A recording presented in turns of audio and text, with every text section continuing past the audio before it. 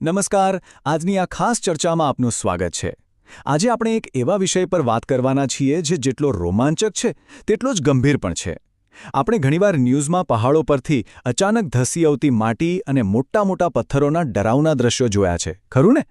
આ ભૂસ્ખલન એટલે કે લેન્ડસ્લાઇડ, જે પ્રકૃતિનું એક અત્યંત વિનાશક સ્વરૂપ છે, તેની પાછળનું વિજ્ઞાન આખરે છે શું? કોઈ બોરિંગ થિયરી નહીં, પણ આજે આપણે એકદમ સરળ અને પ્રેક્ટિકલ રીતે આખી ઘટનાની પાછળનું મિકેનિઝમ સમજવાના છીએ. તો ચાલો ફટાફટ શરૂ કરીએ. સૌથી મોટો અને મૂળભૂત પ્રશ્ન એ છે કે આટલા વિશાળ અને મજબૂત દેખાતા પહાડો અચાનક પત્તાના મહેલની જેમ કેમ ધસી પડે છે? આની પાછળ કયા પરિબળો કામ કરતા હશે? હવે નવાઈની વાત એ છે કે પ્રકૃતિની આટલી મોટી અને જંગી ઘટનાનો જવાબ શોધવા માટે આપણે કોઈ મોટા પહાડ પર ચડવાની જરૂર નથી. માનો યા ના માનો, આ વિશાળ પ્રાકૃતિક ઘટનાનું રહસ્ય એક નાનકડા ટેબલ પર કરી શકાય તેવા એક સિમ્પલ પ્રયોગમાં છુપાયેલું છે. તો ચાલો સીધા આ પ્રાયોગિક સમજૂતી તરફ આગળ વધીએ અને જોઈએ કે આખું સેટઅપ કેવી રીતે કામ કરે છે. આ પ્રયોગ માટે કોઈ હાઈફાઈ લેબોરેટરીની બિલકુલ જરૂર નથી. ઘરમાં આસાનીથી મળી જાય તેવી વસ્તુઓ જ જોઈશે. બસ એક ટ્રે અથવા મોટી થાળી, થોડી માટી કે રેતી, થોડા નાના પથ્થરો અને એક બોટલમાં પાણી. હા, એક સૌથી અગત્યની વસ્તુ, થોડું ઘાસ અને પાંદડા. અહીં ખાસ નોંધ લેવા જેવી બાબત એ છે કે આ ઘાસ અને પાંદડા માત્ર સજાવટ માટે નથી, પણ તે જંગલની આખી ઇકોસિસ્ટમ અને મોટા વૃક્ષોના પ્રતીક તરીકે એક અત્યંત નિર્ણાયક ભૂમિકા ભજવવાના છે. હવે આ બધી સામગ્રીને ગોઠવવાની છે. આ ગોઠવણી પાછળ એક જબરદસ્ત લોજિક છે.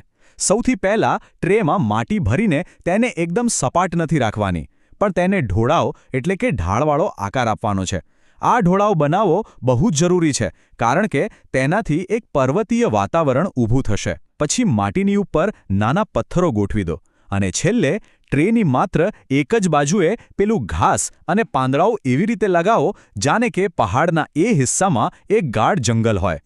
હવે આપણે આગળના તબક્કામાં, એટલે કે વરસાદ અને જમીનનું ધોવાણ કેવી રીતે થાય છે તેના પર નજર કરીએ. હવે આખી પ્રક્રિયાને જીવંત કરવા માટે આપણે બોટલમાંથી ધીમે ધીમે પેલા ઢોળાવ પર પાણી રેડવાનું શરૂ કરીશું. આ પાણી રેડવું એ પહાડો પર પડતા ભારે વરસાદની, એટલે કે ક્લાઉડ બર્સ્ટ જેવી સ્થિતિનું નિર્માણ કરે છે. બસ આ જ એક ક્ષણ છે જ્યાં પાણી અને માટી વચ્ચેની અસલી ભૌતિક પ્રતિક્રિયા શરૂ થાય છે. પાણીનો પ્રવાહ ધીમે ધીમે ઢોળાવ પરથી નીચે આવવા લાગે છે.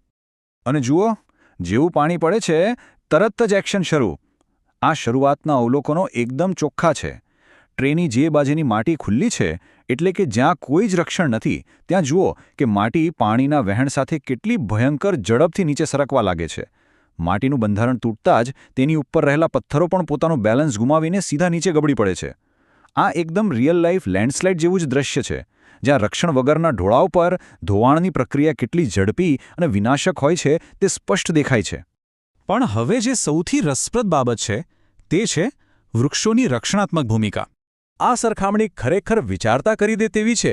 જરા ધ્યાનથી જુઓ. એક બાજુ પેલી ખુલ્લી માટી અને ભારે વરસાદ છે, જ્યાં માટી અને પથ્થરો કોઈ પણ રોકટોક વગર ઝડપથી ધસી પડ્યા. પણ બીજી બાજુ જુઓ, જ્યાં માટીની સાથે ઘાસ અને પાંદડાઓ, એટલે કે આપણું નાનકડું જંગલ છે, ત્યાં એટલો જ ભારે વરસાદ પડવા છતાં માટી માંડ થોડી ઘણી સરકે છે. આ બે પરિસ્થિતિઓનો તફાવત સાફ સાબિત કરે છે કે વનસ્પતિથી સુરક્ષિત બાજુએ પાણીની પ્રચંડ તાકાતનો કેટલો જબરદસ્ત રીતે સામનો કર્યો છે. કોઈ જ નુકસાન નહીં. આની પાછળનું સાયન્સ ખરેખર અદ્ભુત છે. થાય છે એવું કે ભારે વરસાદ માટીને પલાળીને તેના બંધારણને સાવ નબળું પાડી દે છે અને માટી કાદો બનીને સરકવા લાગે છે.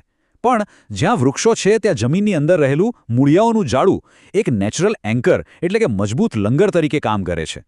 આ મૂળિયા માટીને ચારે બાજુથી એવી રીતે જકડી રાખે છે કે ગમે તેટલો વરસાદ પડે, બધું જ પોતાની જગ્યાએ એકદમ અકબંધ રહે છે. ફેવિકોલના મજબૂત જોડ જેવું કામ કરે છે આ વૃક્ષો. તો હવે જો કોઈ પૂછે કે ભાઈ વૃક્ષો શા માટે મહત્વના છે, તો આ પ્રયોગ જોયા પછી આપણો જવાબ માત્ર છાંયડો કે ઓક્સિજન પૂરતો સીમિત નહીં રહે. આ નાનકડો પ્રયોગ 100% સાબિત કરે છે કે જંગલો અને વૃક્ષો આપણા પર્યાવરણ અને ભૌગોલિક માળખાને ટકાવી રાખવા માટે કોઈ જીવંત સ્તંભથી કમ નથી. સાચા અર્થમાં તેઓ જમીનને બાંધી રાખનાર કુદરતના શ્રેષ્ઠ એન્જિનિયરો છે. એટલે જ અહીં સૌથી અગત્યનો અને નિર્ણાયક મુદ્દો એ સમજવાનો છે કે ઢોળાવ જેટલો સીધો કે વધારે હશે, ખતરો એટલો જ મોટો હશે. પહાડી વિસ્તારોમાં ગુરુત્વાકર્ષણ બળ એટલે કે ગ્રેવિટી અને પાણીનો પ્રવાહ બંનેની તાકાત ભેગી થાય છે. જો ત્યાં માટીને પકડી રાખવા માટે વૃક્ષો જ ન હોય તો આ અત્યંત જોખમી પ્રક્રિયા આંખના પલકારામાં જ કલ્પના બહારનો વિનાશ સર્જી શકે છે.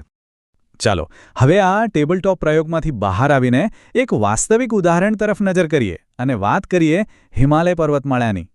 આપણે હમણાં જે પ્લાસ્ટિકની ટ્રેમાં જોયું તે સીધું જ આપણી વાસ્તવિક દુનિયા સાથે જોડાયેલું છે.